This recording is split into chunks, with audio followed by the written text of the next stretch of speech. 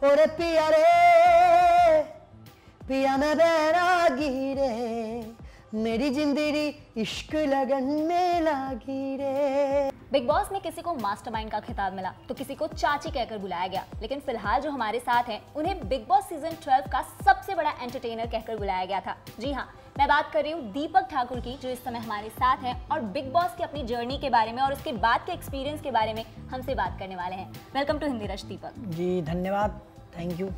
सबसे पहले आपसे ये जानना चाहेंगे कि काफ़ी क्रेज़ हो गया लोगों में आपका, और घर जाने के बाद हमने देखे जो थोड़े बहुत फुटेजेस थे, लोग एकदम पागल हो गए। इस प्यार को आप कैसे देखते हो?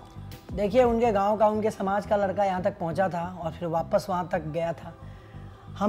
जब हम वहाँ रहते हैं तो वहाँ से अगर कोई निकल के बाहर जाता है, कोई भी बड़ा टेलीविज़न पे अगर दिखता है तो एक अंदर ही क्रेज रहता है, वो पागलपंती रहता है कि यार अपने बीच का एक लड़का गया वहाँ पे, उसको वोट करो, सपोर्ट करो, जहाँ तक हो सके एकदम शिद्दत से, लगन से उसको वहाँ तक पहुँचाओ।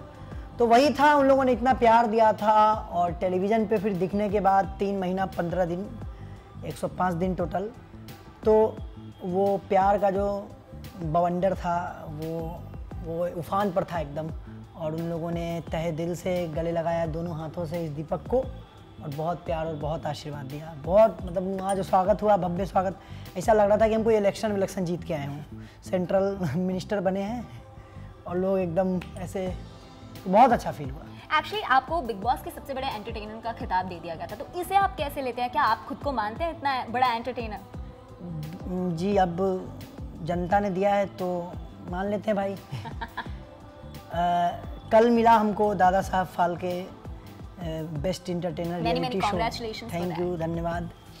तो वही जो होता ना कि इतना 9-6 छल कपट प्रपंच हमारे मन में नहीं था। हाँ, लेकिन ये एक अंदर वो था कि टास्क जीतना है, तो उसमें चिरकुट में लिख के ही आता था कि साम दाम दंड भेद।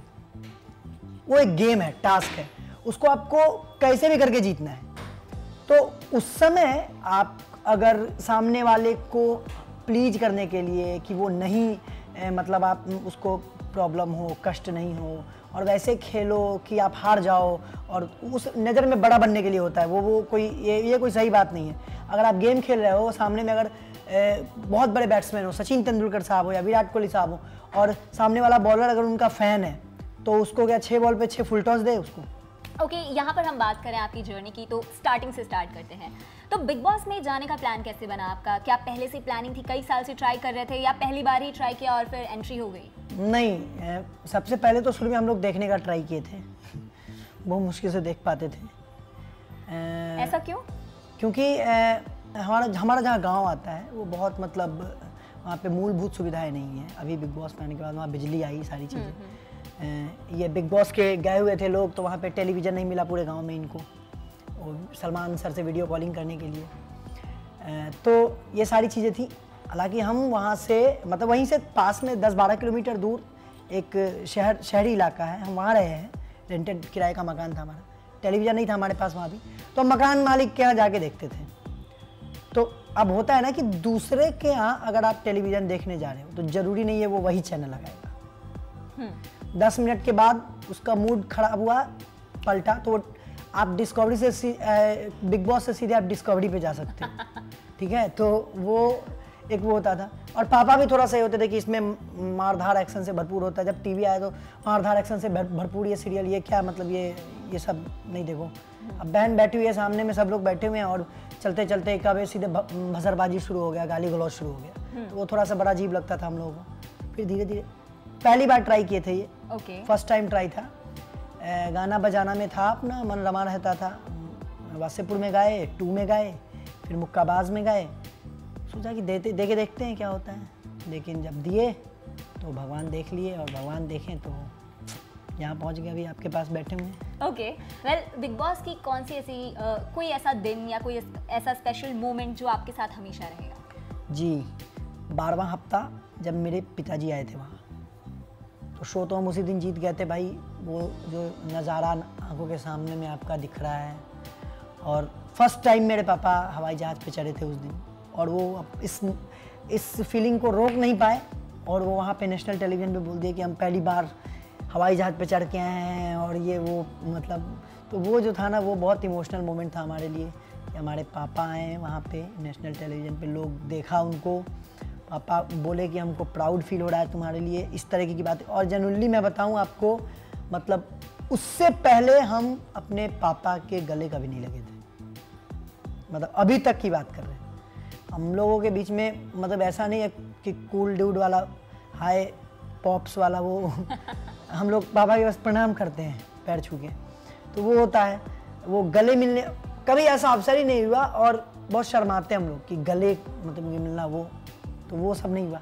लेकिन बिग बॉस के घर में जो हुआ वो एक मतलब मेरी जीवन के लिए वो एक ऐतिहासिक पल था, और वो हम चाहते हैं कि वो हमेशा मेरे साथ रहे।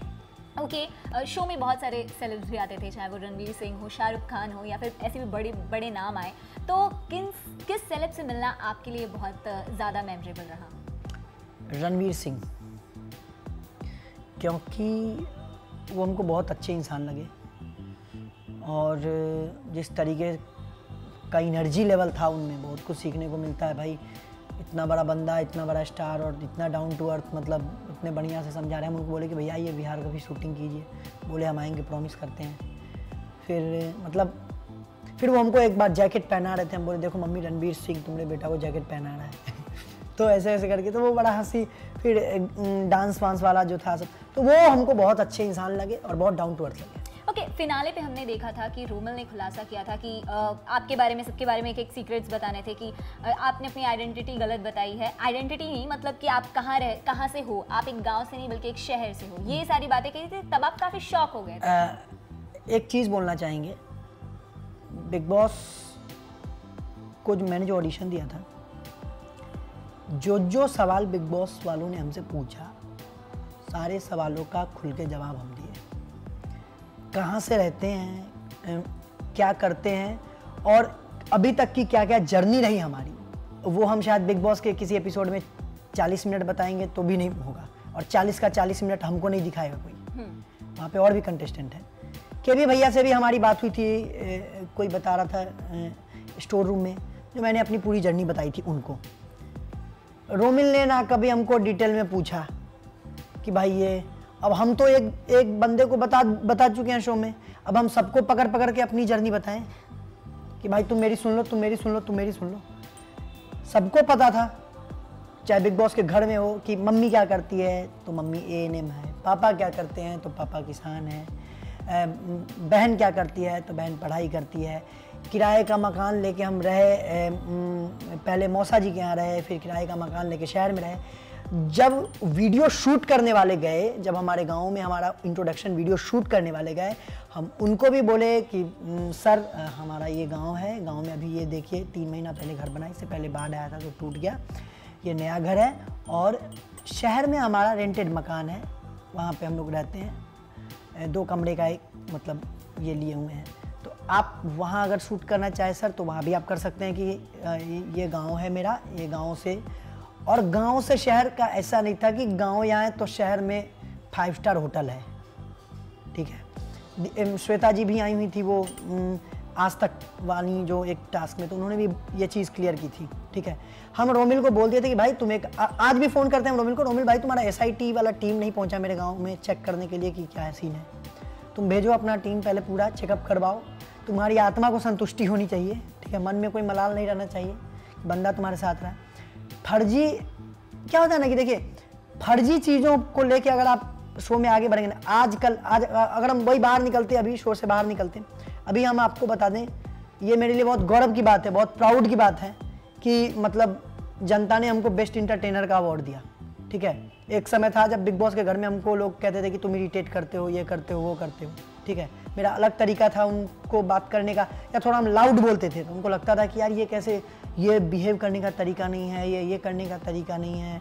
तो ये सारी चीज़ें हैं, ऐसा कुछ नहीं है कि हमने अपनी आइडेंटिटी छुपाई। बिग बॉस में जर्नी की बात करें तो दीपक, आपकी जर्नी काफ़ी अलग अलग पड़ाव पे होती हुई आगे बढ़ी थी, तो आपको क्या लगता है कि कौन सी ऐसी एक चीज़ है, कौन सी ऐसी चूक है जो नहीं होती तो आज आप बिग बॉस के विनर होते? आपको लगता है कि हम बिग बॉस के विनर नहीं हैं? हम बताते हैं कि हम कैसे विनर हैं। इससे पहले आप हमसे कांटेक्ट किए नहीं, कोई भी हमसे पूछता है कि बिग बॉस में जाने से पहले और जाने के बाद क्या बदलाव है, कैसे हो। भाई अभी हम, आप बताइए, एक इंसान जो ऑलरेडी यहाँ मुंबई में है, एस्टेब्लिश है, सब कुछ चल रहा है, ऑलरेडी सब कुछ चल रहा है उसका, हम वहाँ से यहाँ आए हैं, मेरा भी अब चल रहा है।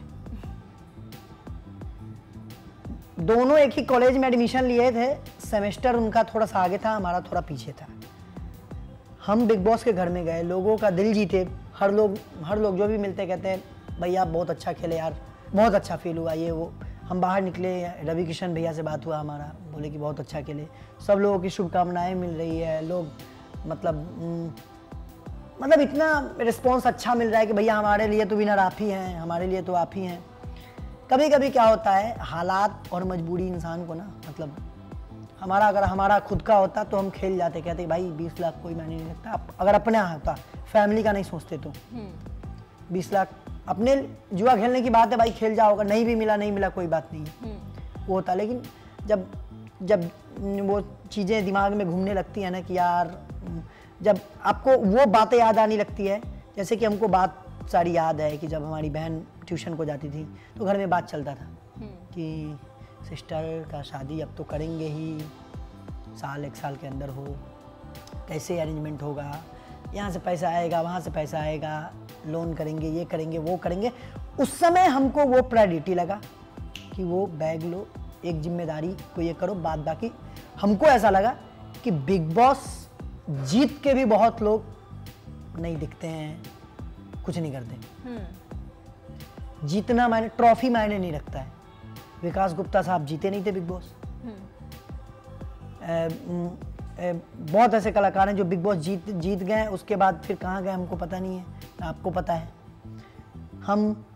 हमको ये था कि हम अपना टैलेंट तो कम से कम जनता को दिखा दिया कि भाई हम गाना गा सकते हैं, भाई हम गाना बना सकते हैं, भाई हम कंपोज कर सकते हैं, ये सारी चीज़ें हैं हमारे अंदर।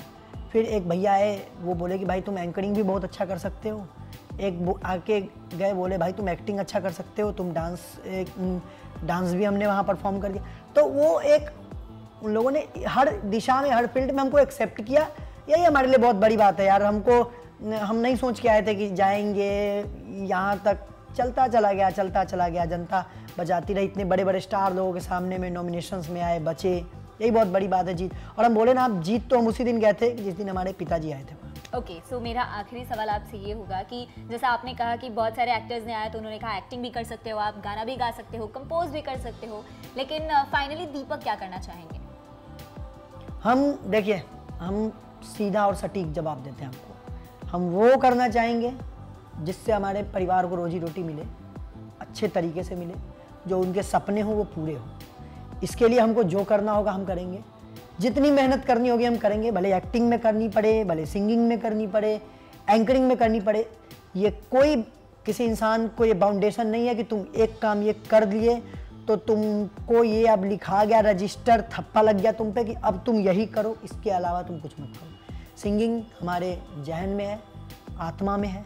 शुरुआत सिंगिंग से हुई थी, धीरे धीरे इंडस्ट्री में आए, लोगों का तौर तरीका देखा, गाना बनाते हैं, अब कंपोज करते हैं। कोई ज़रूरी नहीं है आप मतलब कि ये कोई गलत बात नहीं है, आपके अंदर अगर और स्किल्स हैं और आप उसको डेवलप करो और लोग उस बेसिस पे आपको पूछें, काम दें, तो वेल गुड, बहुत अच्छा है भाई। जो भी मिले काम करेंगे।